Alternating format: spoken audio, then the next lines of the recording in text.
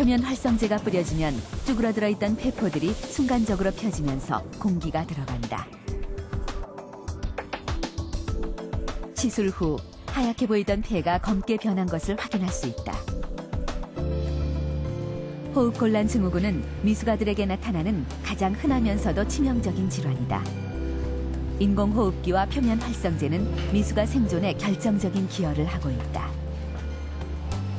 옛날에 인공호흡기가 만약에 없었을 때 호흡곤란 증후군이 왔었다 그러면은 그럼 100% 사망하게 되는 그렇게 되지 않겠습니까? 그리고 만약에 호흡곤란증에 인공호흡기가 있었지만은 그렇지만은 표면 활성제가 나온 다음에 아마 생존율을 갖다가 20-30% 더 올렸을 거고요.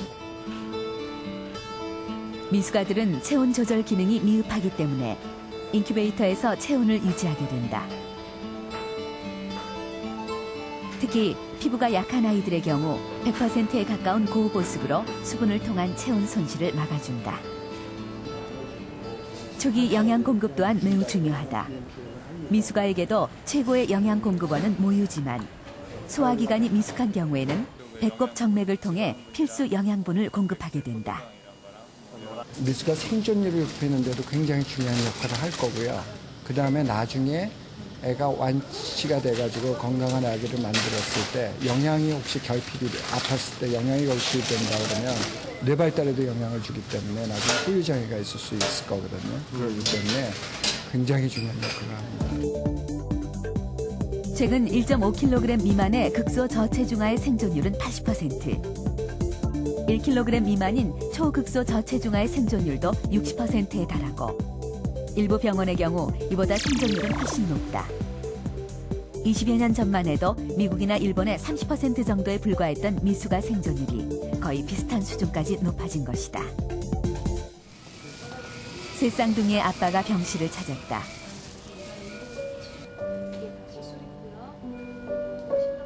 차다이를 잃고 힘들게 새 쌍둥이를 얻었다는 아빠에겐 아이들이 살아있다는 것 자체가 희망이다.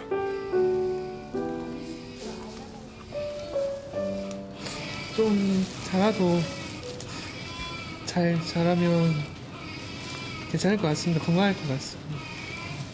걱정 많이 하셨어요, 사장님? 네. 그동안 뭐 걱정 많이 했는데 그냥 앞으로 건강하다면 괜찮을 것 같아요.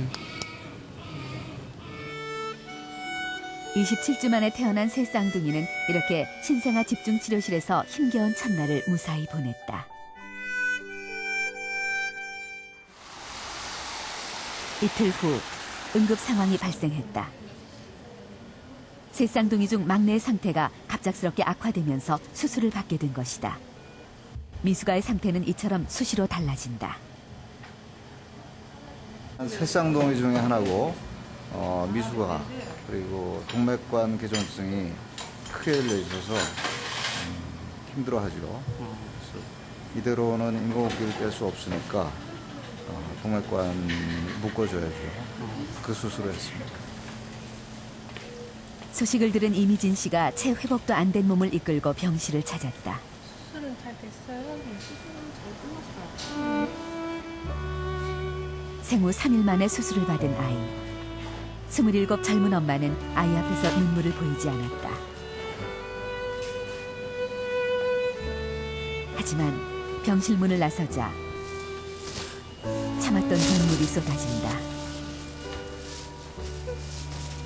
하루하루 좀 안 좋아지는 것 같아서 마음이 더 아파. 너무 힘든 것 같아서 마음이 아파요. 잘 이겨낼 겁니다. 네.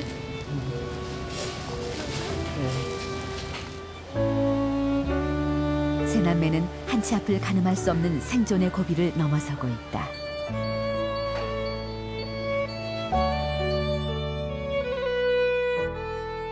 지금 이곳은 40주 만사가의 대뇌 피질 부위입니다.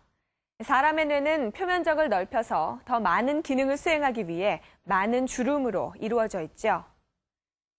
뇌는 출생 후에도 계속 발달해서 성장이 끝날 무렵이면 약 신문지 한 장 정도의 면적을 가지게 됩니다. 그런데 23주차 미숙아의 뇌를 보면 아직까지 거의 주름이 없고 밋밋한 형태입니다. 이처럼 미숙아는 뇌뿐만 아니라 모든 장기가 미성숙한 상태에서 태어나기 때문에 성장 과정에서 수많은 합병증이 나타날 수 있습니다.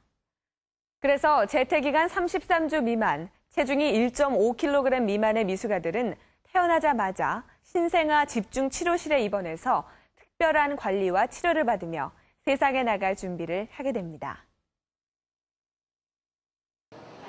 신생아 집중치료실은 미숙아들의 두 번째 자궁이다. 감염을 방지하기 위해 외부와 철저히 차단되고 보호자의 면회도 하루 2번으로 제한된다.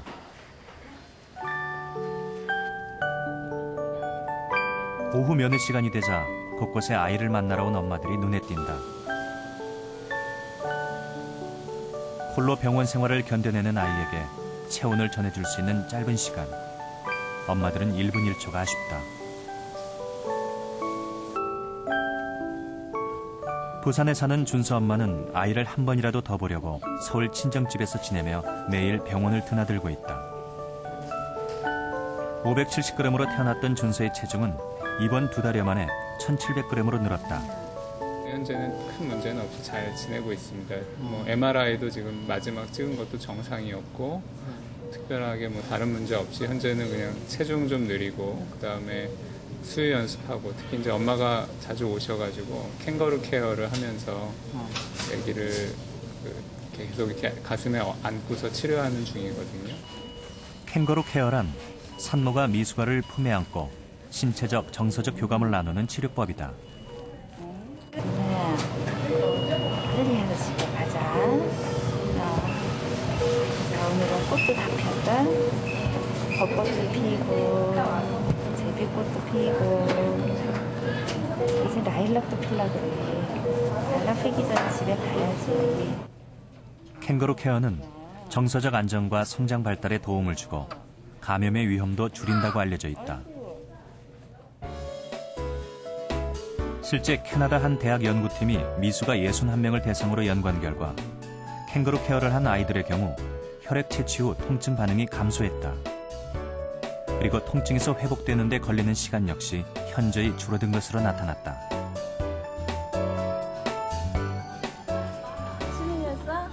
여기까지 오는 동안 준서는 힘겨운 고비를 수없이 넘어야 했다. 우선 아기들이 잘 작으니까 폐가 문제여서 숨을 많이 못 쉬었어요. 폐 때문에 이제 고생 많이 하면 폐가 나빠지고 인공호흡기도 하고 호흡기 하고 있을 때가 제일 안타까웠던 것 같아요. 자기가 숨을 잘 못 쉬니까.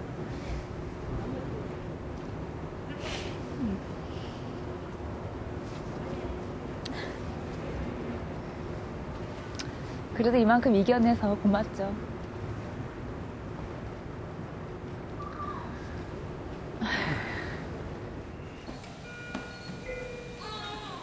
미숙아들은 출생 후 많은 병들을 경험하게 되고 수술도 받게 된다.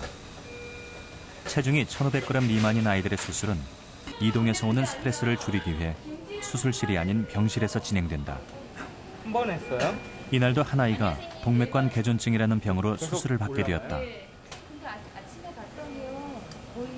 여기가 이제 해동맥이 나가는 길이고 여기가 이렇게 대동맥이 이렇게 뒤로 돌아 나가는 게 있는데 정상적으로는 이게 보이면 안 돼요. 근데 지금 보시면은 이쪽으로 가는 피가 이렇게 빨갛게 보이는데 이렇게 대동맥 쪽에서 해동맥 쪽으로 이렇게 빨간 피가 이렇게 흐르는 걸 알 수가 있고 그 순환을 하는 피가 폐로 갔다 다시 심장으로 돌아오기 때문에 심장도 부담이 되고 결국 굉장히 오래되면 심부전에 빠져서 심장 기능 자체도 나빠지게 돼요. 심장에는 몸 전체로 혈액을 내보내는 대동맥과 폐로 나가는 해동맥이 존재한다. 폐내에서는 이 두 동맥 사이에 동맥관이라는 혈관이 열려 있다가 출생 후에는 닫히게 된다. 동맥관 개존증이란 이 동맥관이 열려 있는 증상을 말한다.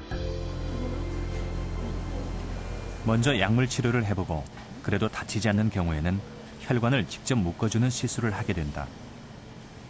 50mm 가까이 됐었어요. 49.8mm. 수술 전 50mm 정도로 커져 있던 심장이 수술 다음 날 42mm 정도로 줄어들어 있는 것을 확인할 수 있다. 다음 날 오후